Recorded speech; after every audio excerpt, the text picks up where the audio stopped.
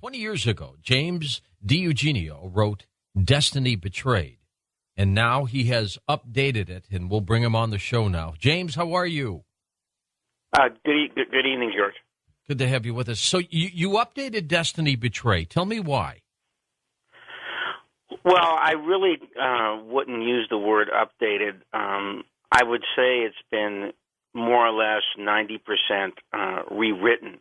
Okay, and that's pretty complete then. Okay. Yeah. It's essentially, for all intents and purposes, it's another book. Why did I do it? Because I had learned so much more about this case and about the presidency of John F. Kennedy, and particularly using the declassified files of the Assassination Record and Review Board, especially how they applied to the investigation of Jim Garrison. I just felt that, the book I wrote today is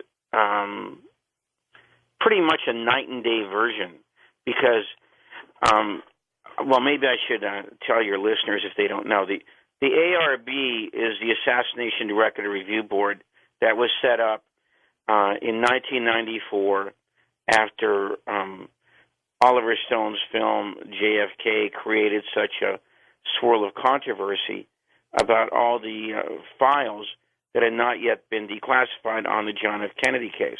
Okay. So therefore, a 5-person board went to work with a staff of about 25 people, and they went to work for about 4 years trying to declassify as many of these files as they could. And they came up with about 2 million pages, all right? And added to the previous 2 million pages, this creates about 4 million pages on the John F. Kennedy case in National Archives. They actually had to create a whole different location to accommodate all these new files. So a lot of these, a surprising amount, were on the Jim Garrison case. And so since that was the focus of the first version of the book, I went ahead and took a look at this stuff, and I decided, well, this warrants a new look because we know so much more about what really happened to Garrison as a result of this. And combined with the stuff I had learned about the John F. Kennedy case, plus the presidency of Kennedy, plus Lee Harvey Oswald, I decided that the time was ripe for completely redoing the book. And so that's essentially why I did it. Over the years, you probably have heard as many theories as I have, James, about the Kennedy assassination. Why are there so many? I mean, I just had one right before you came on. It's almost as if every researcher has their own view over what happened. Well, George, my book doesn't deal with theories. Okay, I have over 2,000 footnotes in the book. Yeah, I know. All it's right? very comprehensive. And almost all of this that in my book is absolutely verifiable. And the way I feel about this case today is if you don't base a large part of your book on these new files, then it essentially is a theory. Okay? So that's something that I really did try and avoid. Okay?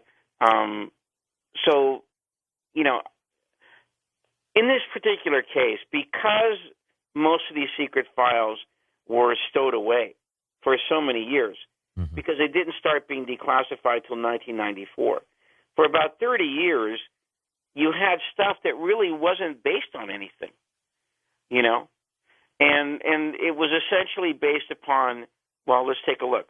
You had the Warren Commission report in the 26 volumes. You had the Church Committee report, all right, which really wasn't all that long. It was only about 60 or 70 pages. And you had the volumes of the House Select Committee on Assassinations. Now, what's wrong with this picture? Well, for instance, the House Select Committee report on assassinations, we know now, was essentially a censored piece of work because the best stuff the House Select Committee did Robert Blakey, who was the chief counsel of that body, classified most of the great stuff. For example, the Mexico City report done by Eddie Lopez and Dan Hardway, which is an incredible piece of work. So that's just one instance. About the Warren report, I think we can say today with pretty much authority, that report is pretty much in all of its conclusions is useless. There is some good information, but most of the stuff in the Warren Commission report that was of any value was also not declassified until years later. That's right. So in one way, I guess you can say the import of the JFK case is how much the government had to keep secret and therefore allowed these theories, I mean, there must be a dozen of them, okay, to run rampant in the meantime. And I really do believe, George, between me, you, and your audience, that was their intent. See, in my book, after Garrison, after the subterfuge of Garrison and the CIA's effort to make sure that Clay Shaw would be acquitted, after that succeeded, all right, what happened was that there was a document, well, not really a document, a manuscript that was published, okay, right after Garrison's case failed. All right, this was called the Torbett document. The proper title is Nomenclature of an Assassination Cabal. It's very mysterious where this thing came from. All right, supposedly, two FBI guys or Secret Service guys visited a lawyer in Texas, and he put together this essay, this rather long essay, in which everybody and your Aunt Mary is involved in the assassination of President Kennedy. God. Everyone's and I'm exaggerating only slightly. I mean, you name it, NASA, the Defense Intelligence Security Command, okay, the FBI, military intelligence, the mafia, everything is in there in this giant Rube Goldberg contraption, okay? Everybody except one exception, Garrison's prime suspect, the CIA. The CIA. Okay? And I think that was notable by its absence.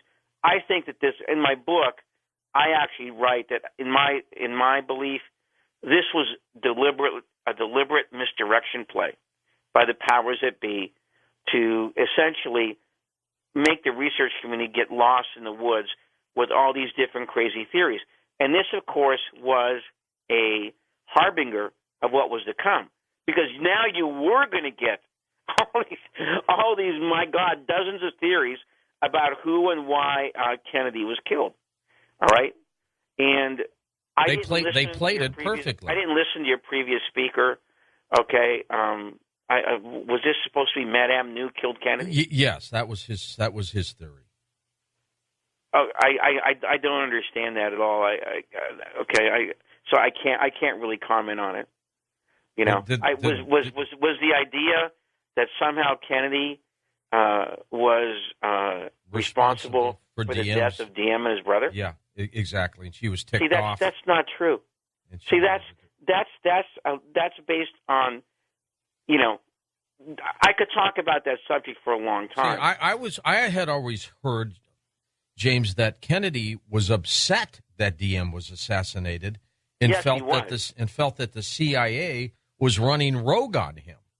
Yes, and that if you take a look at Jim Douglas's book, JFK and the Unspeakable, he has the best rendition of what actually happened to DM and his brother. Okay, it was not. In fact, Kennedy actually. Let me try and get rid of this in a very brief nutshell. See, there was a part of Kennedy's cabinet that did want to get rid of DM and his brother. They waited for precisely the right weekend when almost everybody was out of town to do it, including JFK, to send this cable, okay, over to Saigon, all right? And they misled Kennedy about who would approve the cable, all right? Now, this Henry Cabot Lodge had just gone over to Saigon. And by the way, Lodge was not Kennedy's choice to be the ambassador. Okay, he wanted to appoint a guy named Edmund Gillian, who would have done a much better job than Lodge.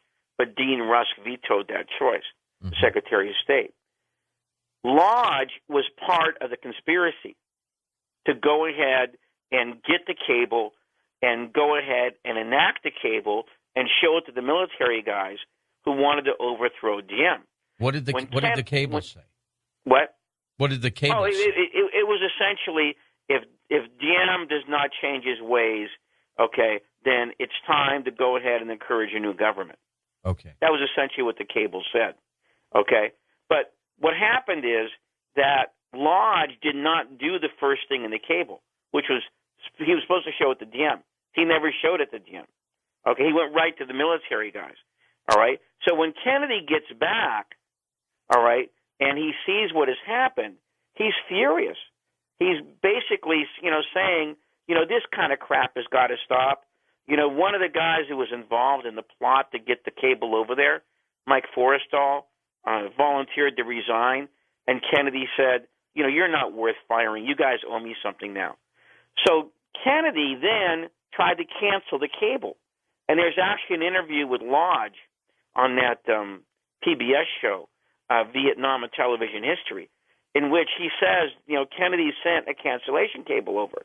Well, the cancellation didn't work because it had all, once you start something like this, it's almost impossible to stop it unless you go there yourself and do it. And with Lodge and Conine on, over there in Saigon, they secretly encouraged the coup. All right? Okay, but they even went beyond that. Conine, by cooperating with the guys who wanted to take over, ensured that Diem would not be allowed safe exit out of the country, because Diem made a dumb mistake and stayed in contact with Lodge as he was trying to escape, not knowing that Lodge and Conine were in cahoots with these military guys. So therefore, wherever Diem went, he would call Lodge. Lodge would tell Conine where he was, and these military guys would then follow him. All right. Yeah. So that's what happened. Okay, and that's what ended up with the death of Diem. It wasn't on Kennedy. It was between Lodge and Conine. All right, and Kennedy was very upset when he heard about this. All right, and he actually called Lodge back to Washington for the express purpose of firing him. And right before this, he had told Forrestal, we're going to get to the bottom of how that cable was sent. All right?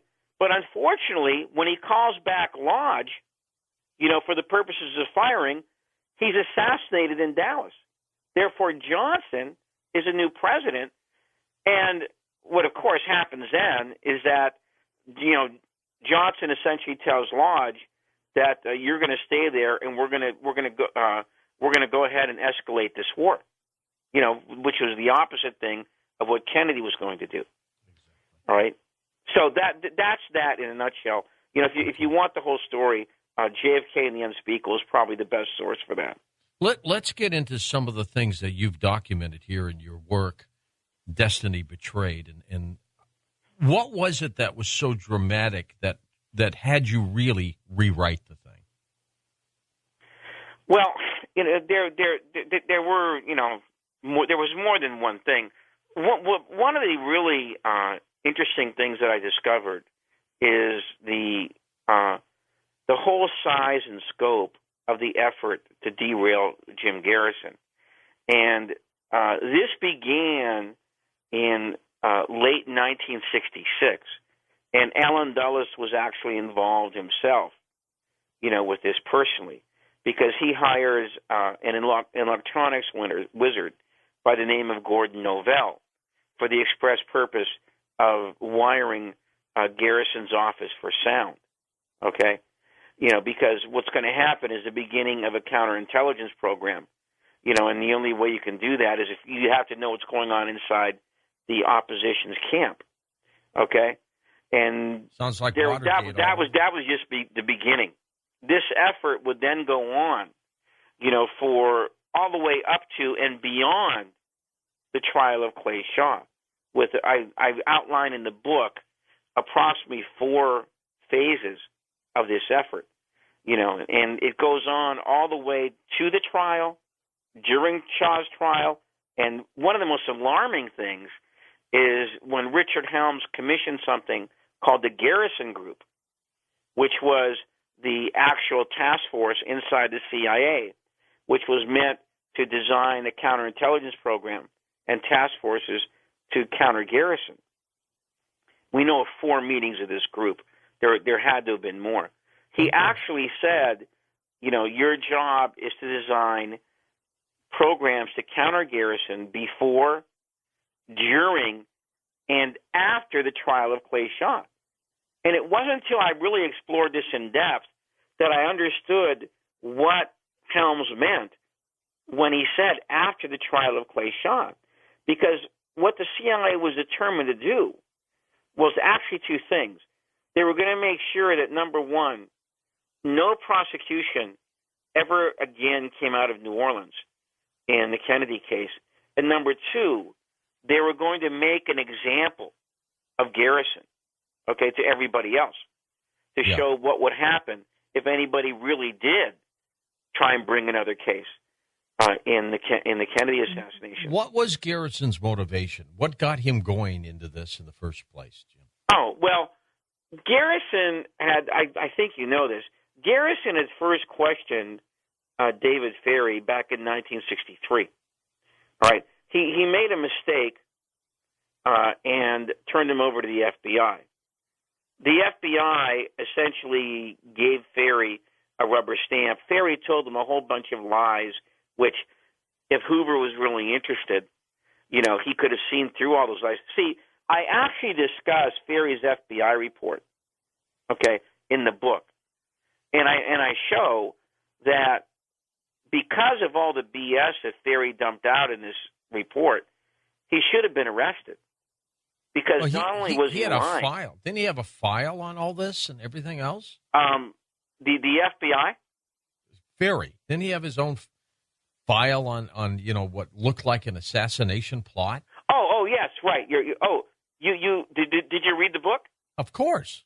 Oh, okay? I didn't think you read it that fast. Okay. Oh yeah, I got to the good stuff real fast.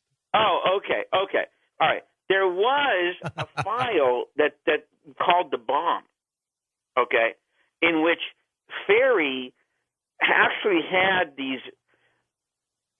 Well, it's very hard to describe. One of them looked like an assassination attempt on Castro.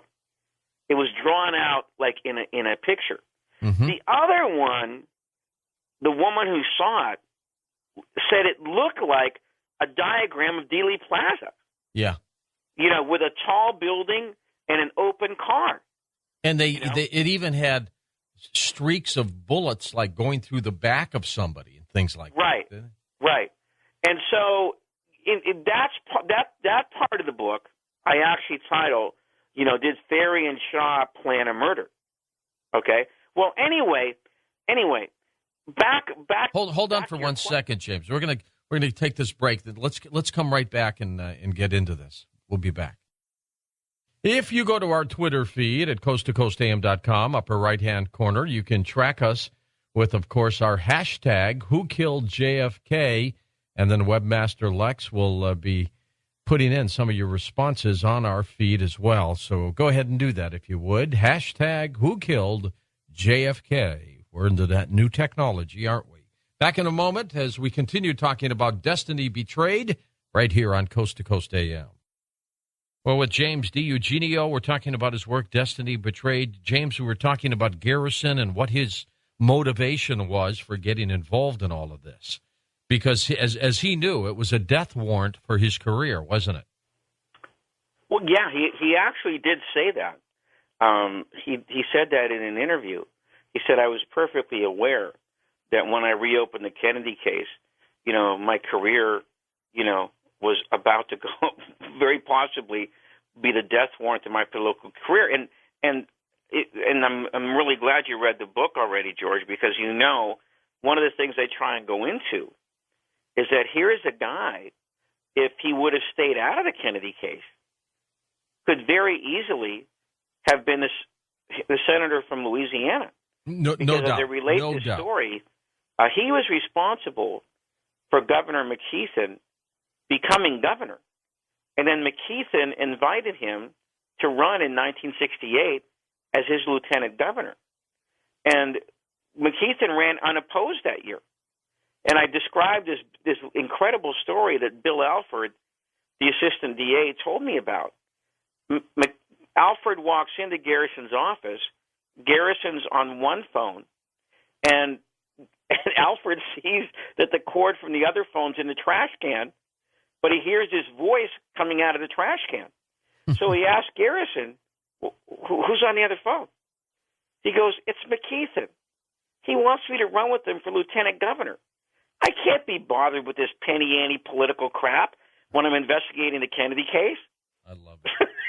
So here's a guy who puts the governor of the state in the garbage can because he wants to work on the JFK case and basically chuck his career, down the sword. Where did they get the money in that district to chase down these leads? Oh, well, Garrison had this whole fines and fees thing that he had set up. One of the things I do in the book is I try and show how bad the DA's office was until Garrison took it over, okay? And he had worked out, this whole fines and fees fund that whenever you were, fined for a crime, or had to pay some kind of a fee, it would go into this trust fund in which Garrison would then get it with the judge's approval. Now, what happened to Garrison, though, in this particular case, is that it created such a controversy in New Orleans that a bunch of wealthy people formed this group called Truth and Consequences to take the heat off of using this fund to investigate the Kennedy case. All right, but the problem is that Truth and Consequences didn't last very long. So what Garrison actually had to do was every once in a while he would have to go ahead and hit the trail to do these talks throughout the country to raise money, to finance his investigation. Okay, that's how bad it got for him, near the end, late 1968, early 1969. He was obsessed with this case. How close do you think he got?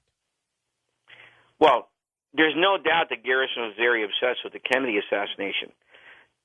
In my book, what I try and say in my book, after doing this in-depth investigation, exactly trying to find out where Garrison was, I come to the conclusion that Garrison was one step below the middle level of the conspiracy. Okay, in my book, I outline the ground level of the plot, which I see as George de Mohrenschildt in Dallas, Ferry, Shaw, and Bannister in New Orleans, and Ruth and Michael Payne back in Dallas. All right, I see as the next level of the plot, upward, David Phillips and Howard Hunt. And in the book, I try and show how close Garrison was to that level of the plot. Mm-hmm. Because I describe a scene in which Phillips, a man that very much resembles Phillips, actually was in New Orleans talking to Guy Bannister and Sergio Arcacha Smith about this drive to raise money for the Cuban exiles. And if you read the book, as you have, you know what a suspect I think Sergio Arcacha Smith was, rather ignored subject in the Kennedy assassination. And Howard Hunt, of course, was the guy responsible for constructing the CRC, the Cuban Revolutionary Council, of which Sergio Arcacha Smith was for a time the lead member in New Orleans. And then I go ahead and cross over this to Dallas, in which I describe that conversation that David Phillips had with his brother towards the end of his life, where his brother, who always suspected that David Phillips was involved in the Kennedy assassination, he asked him, "Were you in Dallas the day JFK was killed?" And Phillips pauses, says yes, and he starts weeping, and his brother James hangs up on him. Okay? Wow. And then, of course, we have the extraordinary tale of Howard Hunt, who couldn't explain exactly where he was on the day of the Kennedy assassination. And we all know exactly where we all were. Well, almost everybody does, yes. Yeah. I'd say 99.999, remember where they were. And then James Angleton puts together this memo that Howard, we must devise a excuse, an alibi for Howard Hunt because he was in Dallas, on the day that JFK was killed. So I think Garrison was like one step below the middle level of the conspiracy. But he was throughout so the close. book, I try and construct what the roles of Hunt and Phillips were. And as you know, I start off with Hunt because Hunt was Dulles' assistant after the Bay of Pigs, went in the tank. And Kennedy began to understand how Allen Dulles had duped him on the Bay of Pigs, that he never really expected the thing to succeed. And he thought that Kennedy would cave and send in the Navy to bail out the operation. Well, Kennedy did not cave, and instead he accepted defeat. And then he did something that Eisenhower would have never done. He actually began to investigate what happened. Okay? And as he began to investigate it, he came to the conclusion that there really never was any hope of this thing succeeding, and that Dulles tried to snooker him into committing American forces. So then the writing was on the wall that JFK was going to fire Allen Dulles, which he did. And so Dulles and Hunt hit back with this article I described in Fortune magazine, in which, knowing that Dulles was going to be fired, Dulles and Hunt got this story out, this cover story, and tried to blame the thing on JFK. And so this began the myth of the so-called D-Day airstrikes. That's right. Now, in case your listeners don't know what I'm talking about, there's always been this idea that somehow if Kennedy would not have cut back on the airstrikes that were to occur the morning of the actual invasion, that the invasion would have succeeded.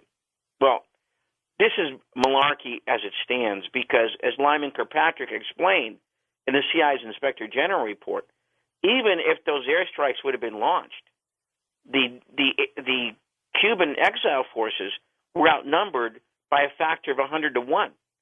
And on top of that, there was all kinds of Soviet artillery and tanks that Castro was able to get to the front within 10 hours. But as I show in my chapter, these D-Day airstrikes were never part of the original plan. The CIA came back to Kennedy and asked him for it at the last minute. So there was never really any D-Day airstrike as part of the plan that Kennedy had approved. And Kennedy said that. I have that quote. He says, "I never signed on to this." Okay. Was it a setup from the get-go, James? Yes, that's what I firmly believe.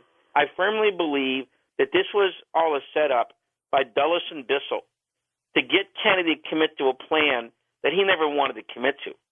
Okay, and further, as you read, it was an either or for Dulles, because if the plan had succeeded, in other words, if Kennedy had sent in the Navy, all right, and the invasion had been a success, the CIA had infiltrated the operation with something called Operation 40.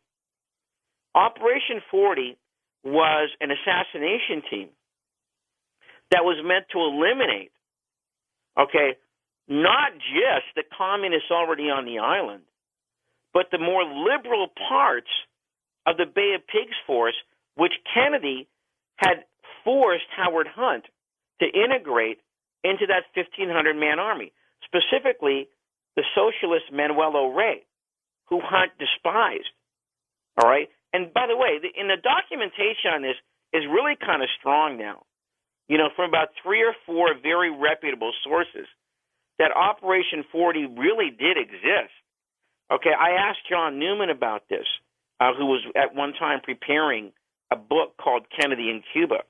All right, and I asked him, I said, did this Operation 40 thing really exist? It really seems kind of far out. And he said, oh, yeah, Jim, it really did exist.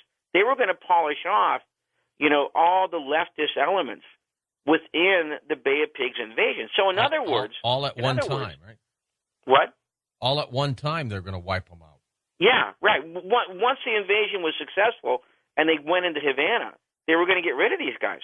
And so, of course, then, Hunt's guy, his favorite, Manuel Ertime, very conservative guy, who many people thought was essentially another Batista, would have then become the ruler of this liberated Cuba. Okay? So this is how treacherous Dulles was with this operation. Okay? He not only lied to JFK about the possibility of success, he was also going to bamboozle him about who was going to take over Cuba if it did succeed. In other words, if Kennedy caved and did send in the Navy. And this, I put this in near the beginning of the book because this is what I mark as the beginning of this whole bitter feud between JFK and Allen Dulles. But not just that, it's who Dulles represented and what JFK really believed.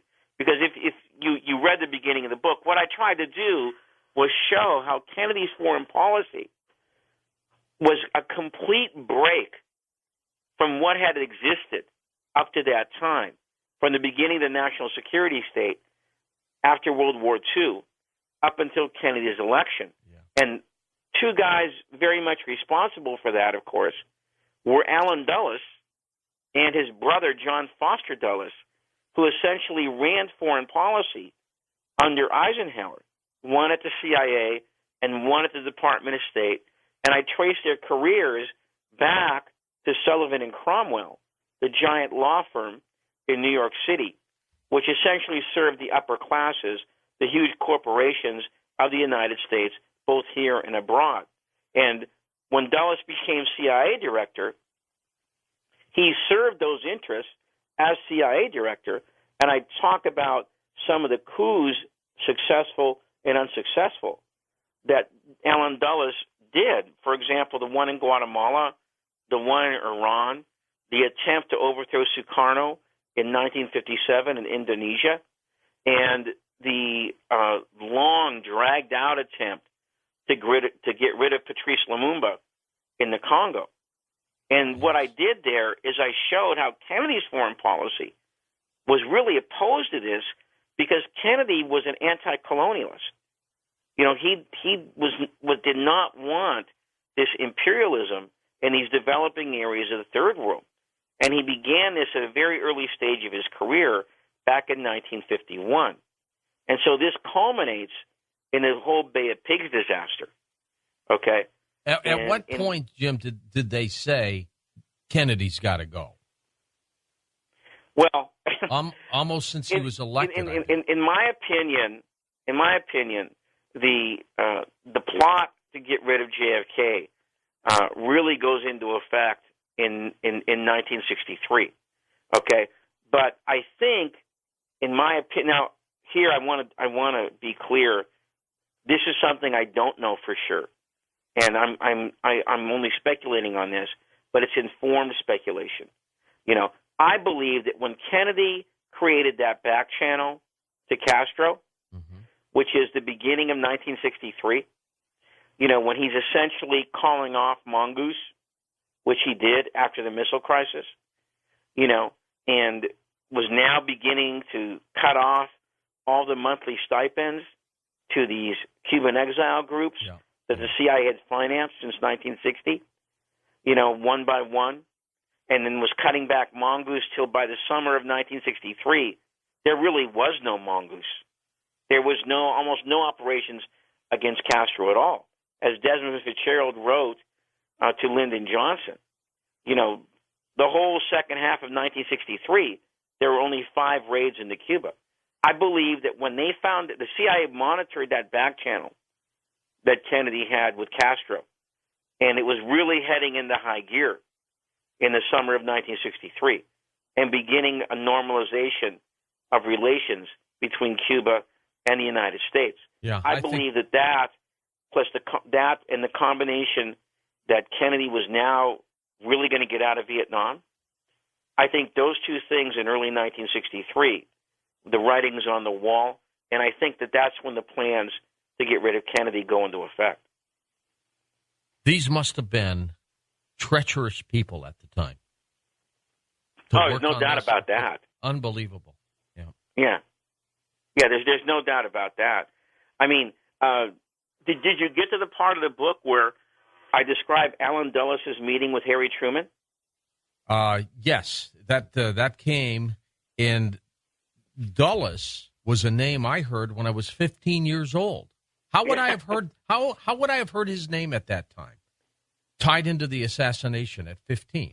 Well, which would have been in 65. He was such a great cover-up guy in the Warren Commission. Yeah, it would have been in 65. His name was starting to float, and I was hearing that. Yeah, see, in the book, I describe both his actions as I feel as part of the plot and as part of the cover-up. See, Dulles was the only member of the Warren Commission who didn't have a job at that time. Therefore, he could devote his full efforts to the Warren Commission. Right. And therefore, as people have deduced by examining the hearings and the attendance, Dulles was the single most active member of the Warren Commission. He was number 1, Gerald Ford was number 2, and John McCloy was number 3. Those were the 3 most active members of the Warren Commission. They essentially, for all intents and purposes, to put it in a nutshell, they controlled the Warren Commission. They did. And they're the all ones that came up with the theories and everything else. They literally steered the Warren Commission into talking about Oswald as the lone gunman. Yes. And this meeting that we briefly noted here, okay, I think is really startling. All right, let's talk about that when we come back, James. Plus, we're going to take phone calls with you in just a moment on Coast to Coast AM. By the way, let me get my website out for you, coasttocoastam.com, with the email george@coasttocoastam.com. Back in a moment with James Dieugenio in his book, Destiny Betrayed, on Coast to Coast AM. This hour, we're going to take your phone calls with James Dieugenio, his book, Destiny Betrayed. And we're going to get to you when we come right back on Coast to Coast AM. Welcome back to Coast. James, the Truman meeting with Dulles, why was that so important? Well, this is, when I got the documents on this, I was really, really startled for a couple of reasons.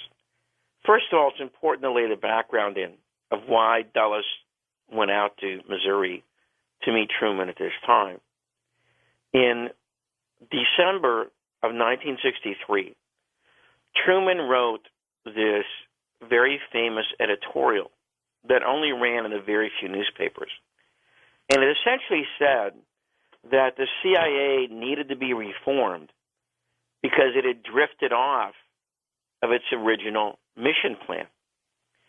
Now, in my research on this, I discovered that although this editorial was published 1 month after Kennedy was killed, December the 22nd, Truman actually began writing the article a little more than a week after Kennedy's assassination. And then he had a draft version ready on December 9th, which he showed to a couple other people. And then it was handed in, and it ran on December the 22nd, 1963. Now, Allen Dulles goes out to visit Truman in April of 1964 while he's serving on the Warren Commission. All right? He goes to his house. He tells his 2 assistants to wait out in the foyer area. He goes into a private study with Truman. And his intent is to get Truman to retract his editorial. In other words, take it back, right? Which is really something when you think about it, right? So now he fails in this mission, obviously, to get Truman to take it back. But right before he leaves, as they're walking out, he turns to Truman, and out of the blue, he says words of the effect that, those stories in the New York Times about Kennedy clashing with the CIA over Vietnam, those were denied by Kennedy. Now, when I read this, I was really kind of floored because, there is something in the law that prosecutors will tell you, which is called consciousness of guilt, which means if you're thinking something that you really shouldn't be thinking, you're doing it in order to hide some kind of criminal intent. Right. Well, at this particular time, in April of 1964, nobody that I know of had connected Kennedy and Vietnam and his death the way that he was insinuating here. Nobody. And by the way, he's also lying because Kennedy never did deny those stories. All right? So the inescapable conclusion that I came to after reading these documents is that Dulles thought that Truman wrote the editorial because that's what he was thinking. That's what Truman was thinking. And this is as close as he could come to expressing that thought. In other words, the CIA was out of control, and they had killed Kennedy over his changing Vietnam policy. And that's what Dulles suspected about Truman. Now, that is really something, when you really think of it. He was feeling guilty. In April of 1964, Why, James, were there just no convictions here? I mean, why was there no what? No convictions here. They didn't nail anybody. They buried the Oswald story. They created him as the lone gunman. I mean, why didn't anybody come step up to the plate? Oh, you mean that's a kind of simple question because very early in the process, the Warren Commission was stuck with the FBI as their investigating arm. If you read the Warren report, you'll see that 85% of the investigation was run by the FBI. And of course, you and I and most of your listeners know that if you're saying it was run by the FBI, you're really saying it was run by J. Edgar Hoover. That's right. And he hated All right? Because Hoover at that time controlled the FBI with an iron fist. Now, many FBI agents, including one that I know, a guy named Bill Turner up in San Francisco, told me that very clearly in the first couple of days, maybe in the first hours, Hoover decided they're going to go with the Oswald story, all right? And they're going to bury this thing. Every conspiracy lead is going to be shortchanged, discounted, or completely blocked off. And the extent to which this was done is really remarkable because you have FBI agents who later said that Hoover actually rewrote reports. Reports were made to be rewritten when they went too far into a conspiratorial direction. Was he complicit in this? Well, I don't think there's any question Hoover was complicit in the cover-up. Whether he's complicit in the conspiracy, that's a different question. Right. I don't really know. I've never seen any evidence that Hoover was actually complicit in the conspiracy. But there's no doubt he jumped on the cover-up the very day that it happened. And, of course, this was because he understood that the Kennedys were going to fire him. If there was another election and Kennedy got reelected, they were going to fire Hoover. RFK and Hoover despised each other. And so now that Johnson was coming in and Johnson and Hoover were the best of friends, Robert Kennedy really didn't have any power left over Hoover, and within 2 weeks, Kennedy had moved a private phone into Hoover's office, which he expected Hoover to answer whenever he called him. In 2 weeks after his brother's death, that phone was moved out. That was gone, yeah. Kennedy really, RFK now, really didn't have any control over Hoover. The other problem, as I see it, is I think today most people will tell you, and if you read those 2 chapters in my book, I spent 2 chapters on all the new discoveries about Lee Harvey Oswald. Lee Harvey Oswald, to put it slightly, mildly, was not what the Warren Commission said he was. Lee Harvey Oswald was an intelligence operative who was indoctrinated in the Marines, and he was sent over as part of the false defector program into the Soviet Union to try and penetrate Soviet intelligence. When he couldn't do this because the KGB was onto him very early, and they essentially were surveilling him instead of him surveilling them with human intelligence and electronic surveillance in his apartment in Minsk, he was called back, and then he became part of this anti-Fair Play for Cuba operation that the CIA had. It was a which cover. was being run by David Phillips and James McCord. Yeah. All right? Many people, including myself, believe he was also, in addition to being a CIA agent provocateur, he was also an FBI informant. And Hoover did not want that to come out. So that's why he had to bury the investigation. Let's take some calls here. Wayne in Colfax, Iowa. You're up with us. Go ahead, Wayne. Hi, how you doing? Good. I'm just curious. I heard somewhere along the lines, I listen to a lot of these on TV at your show, of course. Wasn't the route that he was on when he got shot a secondary route, a last-minute decision to go that way instead of the way they originally planned? And if that's the case, how would all these gunmen know where to set up? Was that changed? Okay, Was that route changed? See what I'm getting? Yeah, thank you. Go ahead. Yeah, there's a lot of debate about this, about whether or not the motorcade route was altered. All right, it certainly was altered from the one that was announced in the local Dallas papers about a week or so earlier. Whether it was altered in their own itinerary, where the Secret Service knew they were going, that's a different question. Okay. There's no doubt that the Secret Service violated almost every aspect of their practice by okaying that motorcade route. It should have never, ever been approved for a dozen different reasons. I mean, if you've ever been there and you saw this thing, it's a joke. I mean, you have the car slowing down to 11 miles per hour, then taking a right turn, then taking a dogleg turn.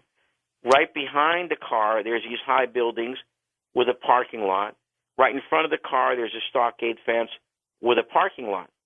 So there's easy entry and easy exit, once you've done the job.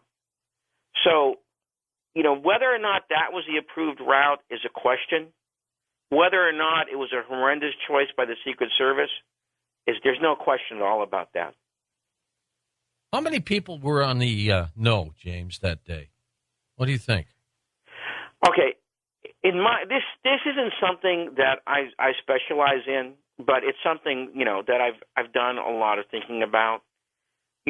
I believe that there were 3 sniper teams. I think one was at the end of the stockade fence, what we call the grassy knoll, over a storm drain at the end. All right, I think there was one in the depository building, and I think there was one in the Dell Tex building next to the depository building.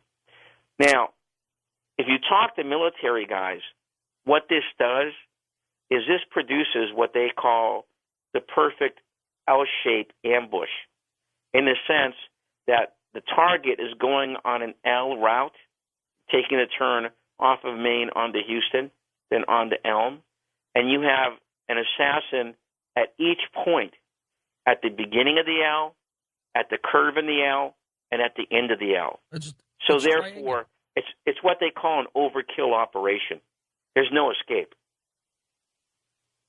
It's the triangular shoot, isn't it? Right, exactly. Next up, let's go to Scott, Columbus, Ohio. Hey, Scott, go ahead. Yeah, thanks for taking the call. I saw a documentary, and it was on cable, one of the History Channels or National Geographic, and it featured the guy who ran the windshield division of the, I guess, GM factory in Detroit. And he was called the night of the assassination and was told to bring two people he could trust to the plant to replace the front windshield, which was being flown in on a C-141 or something like that.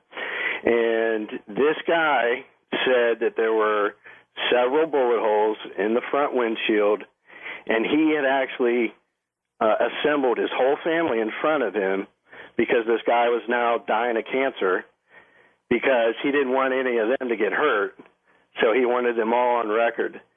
And I guess they fixed the windshield that night, and they had it flown back out. And I wonder if you had seen that documentary, you know, and I've tried to track it down. They don't air it anymore, and you can't find it. Yeah, they did something very fast with that limousine, didn't they? Well, what this gentleman is talking about is, well, it's a very, very serious matter, okay? And I don't think there was more than one hole in the windshield, because you take a look at the Zapruder film, I think that there might have been one hole in the window shield, okay, in that front windshield, all right? And what he's talking about is a lot of research that's gone into this about a so-called windshield swipe. In other words, they got rid of this one windshield, okay, which clearly showed a hole coming in from the front, and they replaced it with a fake windshield that was really not on the car.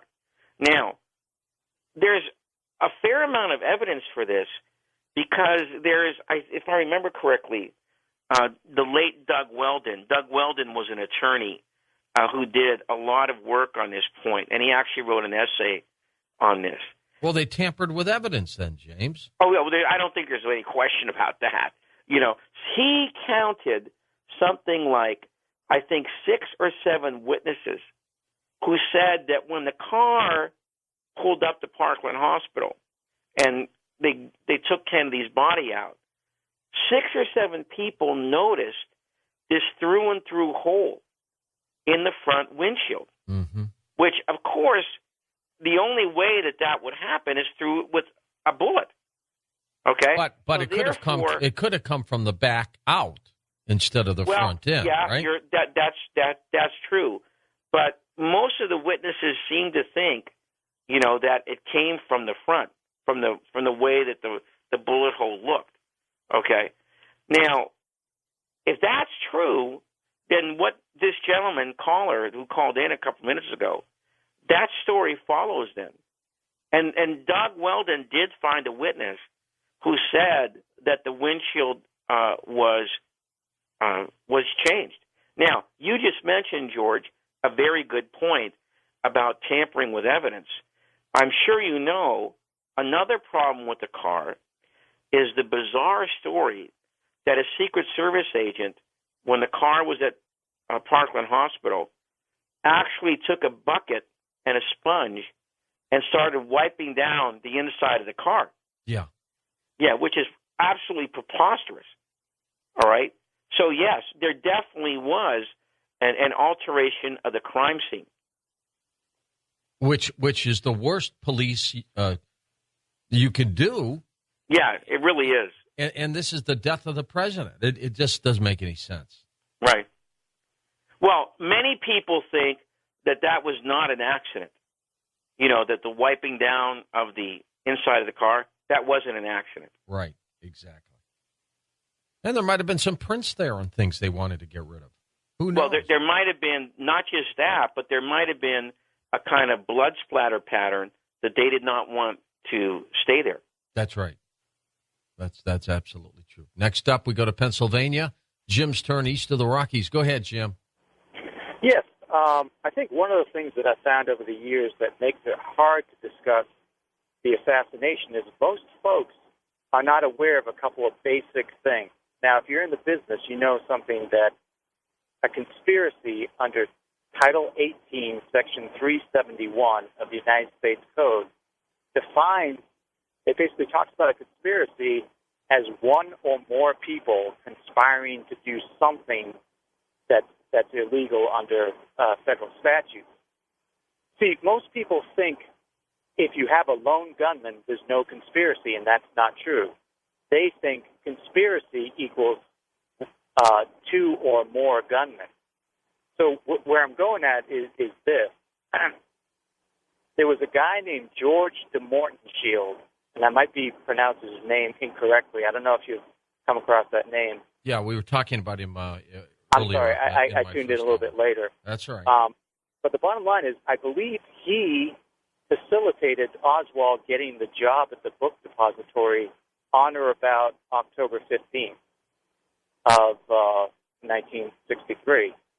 Now, if he did that with the intent, and as you mentioned earlier, that was a perfect, Dealey Plaza was a perfect, what they call choke point in terms of a protection detail. They try to avoid those usually. They don't want cars to slow down. On-ramps, off-ramps, those are choke points because you're forcing the motorcade to slow down. So what you're allowing is the protectee to become a target. Now, if he facilitated Oswald obtaining a job there, and even if Oswald was the lone gunman, if he or somebody else purchased the weapon for Oswald, they could be co-conspirators. Well, that's true. Let's hold on for a second. We're going to come back in just a moment on Coast to Coast. Sure. And let's go back to Jim in Pennsylvania. Jim, I know you've been on hold for a while, so I'll get right to you. And, you I are appreciate right. it. I might have lost a little bit of momentum regarding conspiracy, what I was talking about, but I'm just saying that the federal statutes are quite clear that it's just more than one person conspiring to do an illegal act. Now, both people don't have to do the act.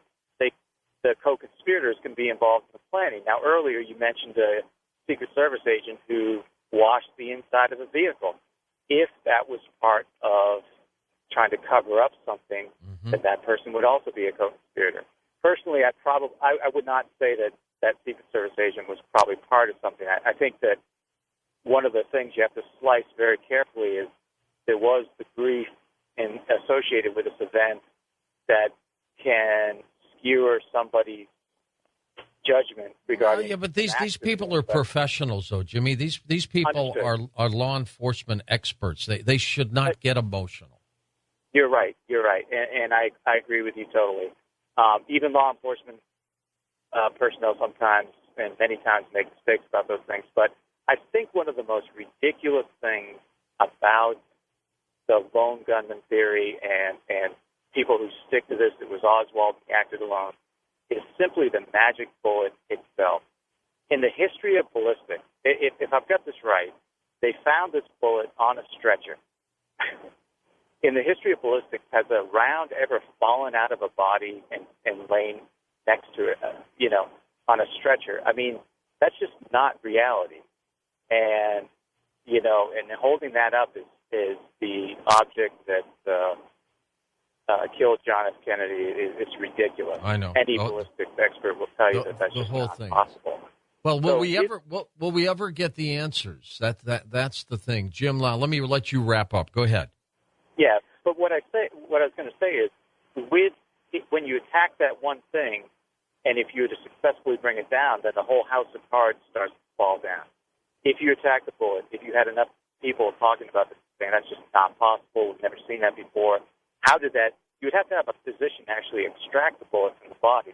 Where's the note? Who's the witness? Now, that round was placed where it was by somebody, again, a co-conspirator. And that's the frustrating thing. People are walking around who helped plan this event, and they were never charged.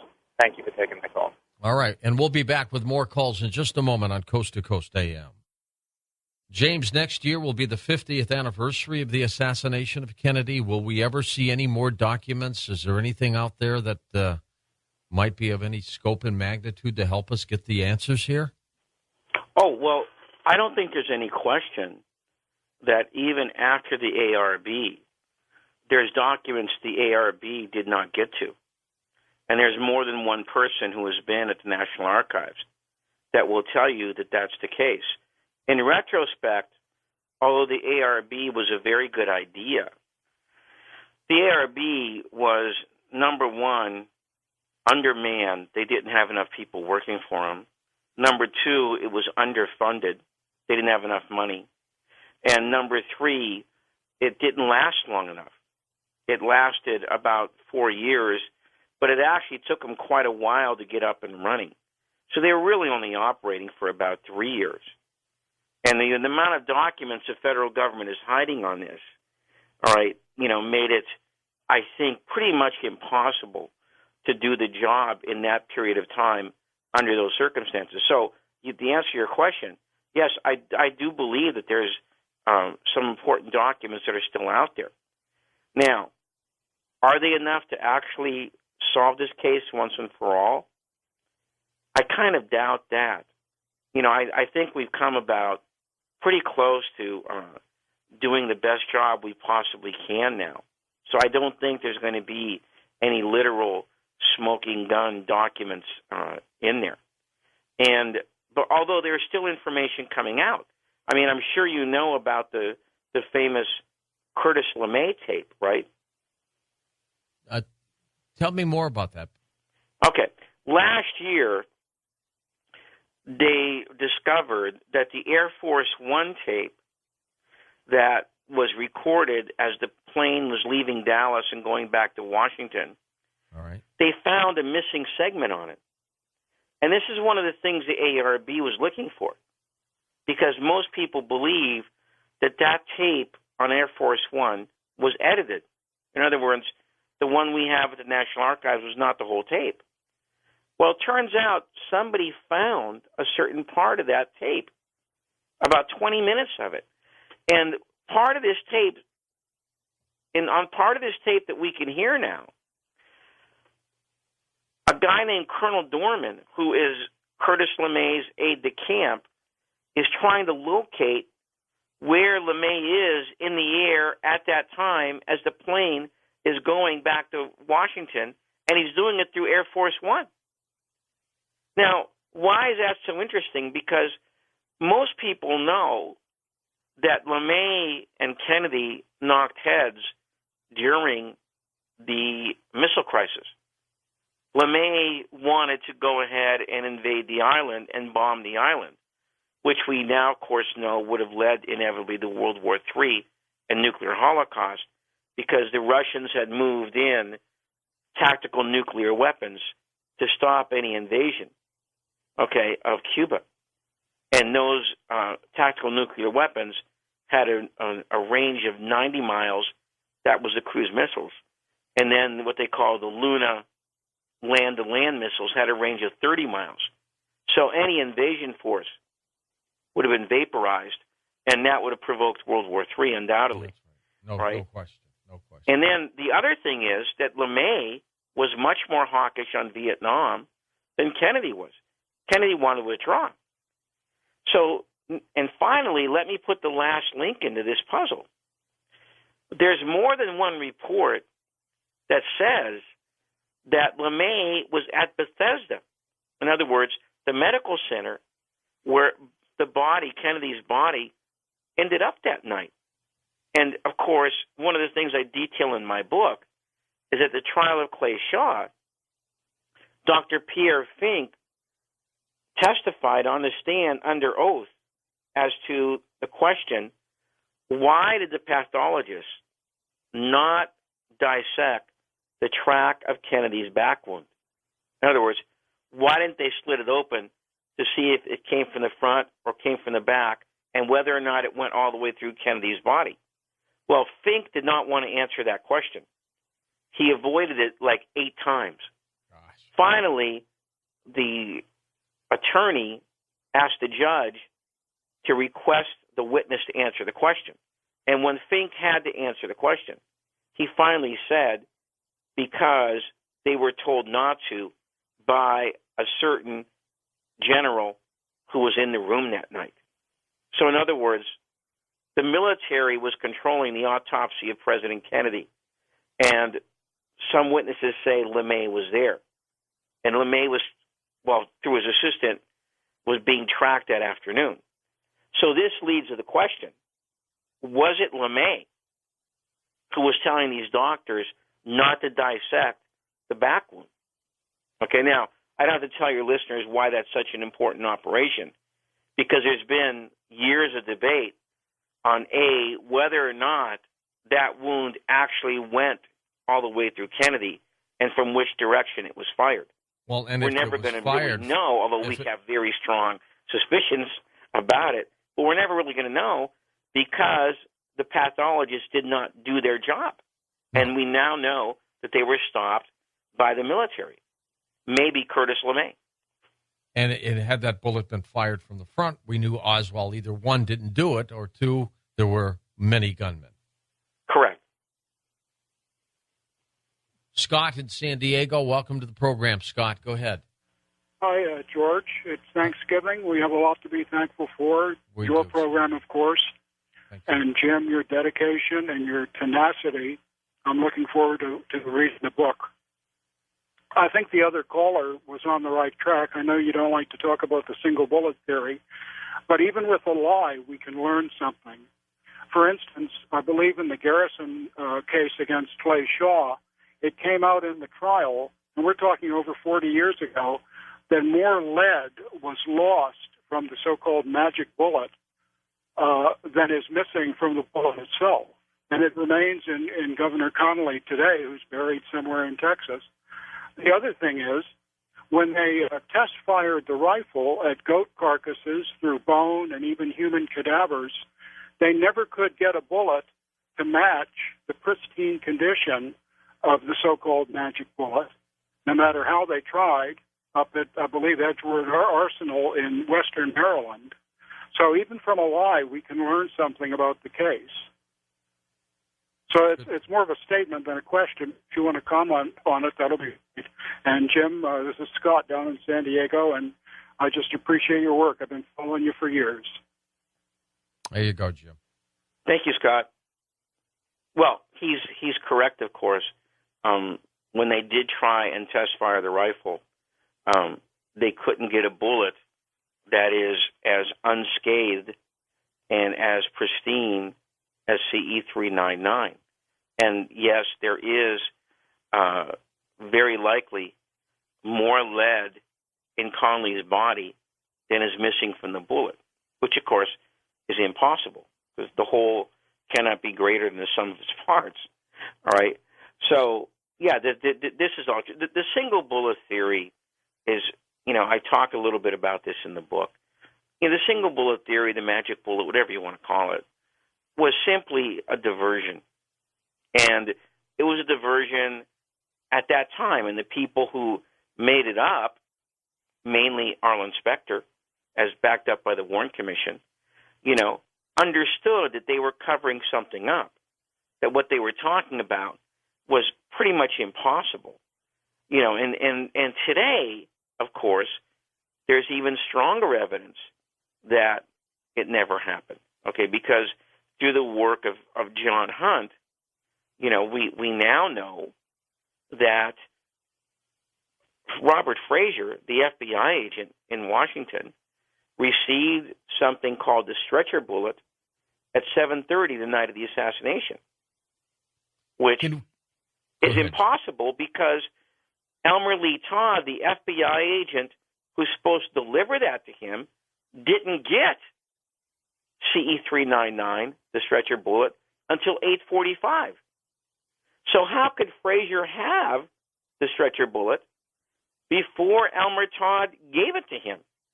Which implies, of course, that either there were 4 bullets or somebody switched the bullets. Either way, you have a conspiracy. Further, the bullet we have today in evidence at the National Archives, although Hoover said that Elmer Lee Todd's initials are on that bullet, John Hunt went to the National Archives and inspected the magnified pictures, which are the entire circumference of the bullet. And guess what, George? I know this is going to shock you, but Elmer Lee Todd's initials are not on the bullet. How could they not be on the bullet if he's the guy who's supposed to deliver it to Frazier? Yeah, exactly. The whole thing was rotten. Will we ever get the answers, James? Right. And in fact, what this shows you, what I just told you, is what we were just talking about a few minutes ago, that Hoover jumped into the cover-up on the very night of the assassination. All right? And by the way, the man who was supposed to have discovered CE-399 on that stretcher, by the way, and by the way, if your listeners don't know this, the stretcher that he found the bullet on was not Conley's stretcher, which it has to be if CE-399 has any viability, because the Warren Commission says the bullet went through Kennedy and then Conley and then fell out of his upper thigh onto the stretcher. Well, Josiah Thompson, in his book, 6 Seconds in Dallas, proves very powerfully that that was not Conley's stretcher. Okay, but even beyond that, even beyond these points, you know, that I'm trying to make, you know, Conley said that a bullet fell out of him on the stretcher onto the floor. So how to get back on the stretcher, right? So, and yeah, well, that's the question. How could something like that happen? Obviously, it wasn't the same bullet then. You know, and this is an article we have on our website, ctka.net, by Bob Harris. It's called The Conley Bullet. These people thought this thing out, James. Yeah, see, this thing is, you know, and this is why your caller, Scott, said, I don't like talking about the single bullet theory because I think it's just a bunch of malarkey that was meant to mislead us from the beginning, that we now have argued about for over 40 years, something that never existed. And they needed that. That was the whole basis of the whole argument. Right. And by the way, how many of your listeners know that the Warren Commission stood alone on this? The FBI, if you take a look at their diagram, they don't buy the single bullet theory. Okay? You know, they have a separate bullet for Conley, a separate bullet for Kennedy. The CIA, the night that they got the information, including the Zapruder film, they came to the conclusion that there were two assassins firing from two different directions, and there were 5 or 6 bullets fired. So in other words, the Warren Commission is saying one thing, the FBI is saying something else, and the CIA is saying something else, all about the same event. Try and bring that into a court of law and see how long you last. Yeah, exactly. I don't know. Will we ever get the answers? I sure hope so. Let's take one or two more calls. Mike in Seattle, Washington. Go ahead, Mike. Hi, George. I'll try to make this quick. Sure. I have a real sick sense that I took a bunch of Kennedy stuff and buried it at sea somewhere, undisclosed. No, that wasn't a bunch of Kennedy. That was the coffin. Okay. Okay. That was the coffin. Now, what might be in the coffin? What might be a little kernel of truth in that is this. It turned out that one of the things that the ARB investigated was whether or not the pictures of Kennedy's brain taken during the autopsy were actually Kennedy's brain. All right, because most people believe that the pictures that we do have show such little damage that they're very suspect. All right? There's only a very little disturbance in one part of the brain. Yet, if you count the witnesses at Parkland and at Bethesda who say that there was tremendous damage to Kennedy's brain, there's quite a lot of them. There's like 11 or 12. Well, the one thing that is indeed true, we have never been the same since. James, thank you so much. Destiny Betrayed. That is our John F. Kennedy special for this year, live Thanksgiving show on Coast to Coast AM. We'll see you on our next edition. Until then, be safe, everyone.